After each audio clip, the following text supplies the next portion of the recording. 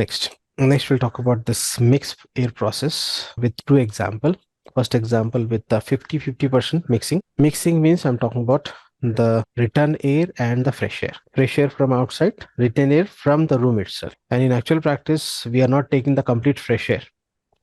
And the percentage of fresh air, that is as per the standard. We have ASHRAE 62.1. We have carrier standard, or you'll find the CIFC other standards also. And based on standard, we have the percentage, or we have the flow rate for fresh air. Okay, that will use at the time of calculation. For example, if you are dealing with the office as per carrier standard, one can use 25 CFM per person. In case of ASHRAE 62.1, 5 CFM per person, as well as for area 0.06 square feet, 0.06 CFM per square feet. We'll discuss in detail. At this level, just I'm giving the idea. So it means we are in actual practice, we are not completely using the fresh air. Only in special cases, we are considering 100% fresh air. In the rest of the cases, we are using only part of the fresh air. Remaining, we are going to use return air. Okay. Those who are already working, they know this. Because if I take the complete fresh air, what will happen to the cooling coil?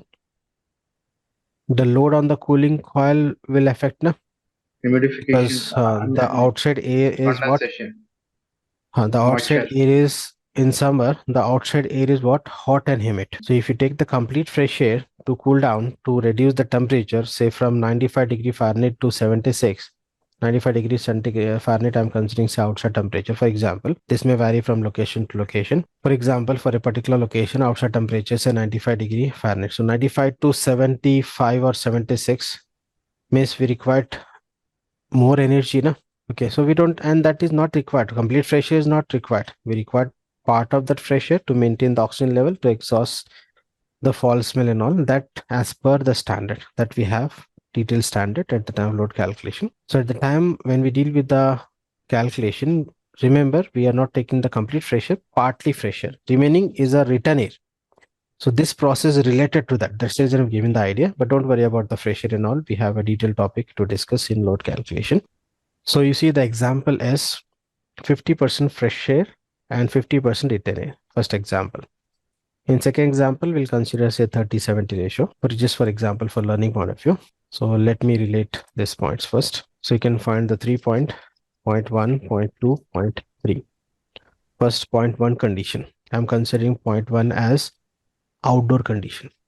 See, this is a condition of outside air, and this point 2 I'm considering as return air condition. Return air means again supplied to the space and return from the space itself. And point 3 is a condition of the mixed air. So you see, when the return air and fresh air mixes, you'll get the result temperature, no? Means the mixing temperature. So what will be the condition after mixing? So if you check this condition at point 1, and you know how to get this point. Point 1 I got, considering, I'm just considering say this condition at point 1, dBT, drivable temperature, say 95 degree Fahrenheit. You can check. You see, this is 95. And RH, you see RH is close to say 50. And humidity ratio 117.4 grains per pound of dry air. You see this one. And WBT, wettable temperature, you see this is 78 degree Fahrenheit. This is a condition of point 1. This condition air is going to mix with the point 2 condition. Point 2 is a return air, return from the space only. So dBT 26. You see 70 and 80, so I can consider 75 degree Fahrenheit. RH is same, no? You see this inclined line with the same. It means the RH is not changing. We are maintaining the same. RH is 50%. Humidity ratio, see somewhere here. So this is 64 grains per pound of dry air. 64.6. Next, WBT 63 degree Fahrenheit. So you see this point 1 condition air mixed with the point 2. So I'll get the mixed air condition first. dew point temperature. So you see dew point temperature, sorry, dry bulb temperature. Dry bulb temperature increases or decreases? Compared to return air, it is increasing. Compared to fresh air, it is decreasing. And how I got this point?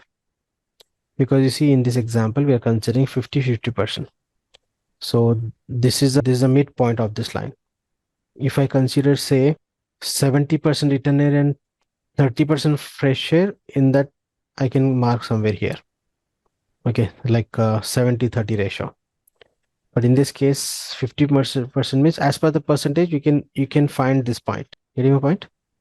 Yes. So now dew point temperature. Here you see this is nearly 85 degree Fahrenheit. RH as I said is same 50%.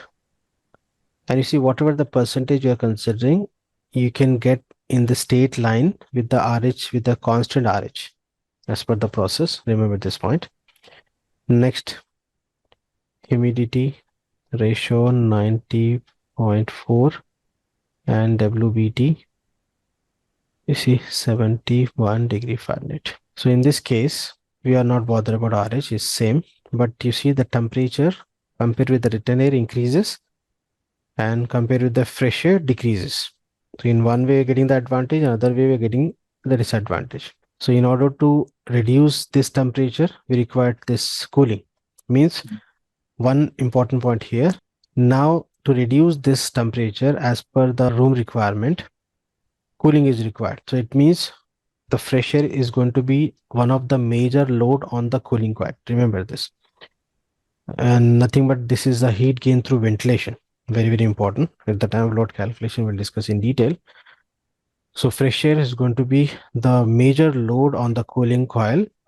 Means like the heat gain through this radiation in summer is one of the major source. Similarly, the heat gain through ventilation also one of the major source. Okay, that's the reason we have the standards for ventilation. Like as per standard, we are going to provide that much of flow rate only for the fresh air. We'll not take the complete fresh air. Getting a point online? Yes. Next, similarly, you'll find one more example. In that, we'll consider like 70-30 or exactly say 74-26.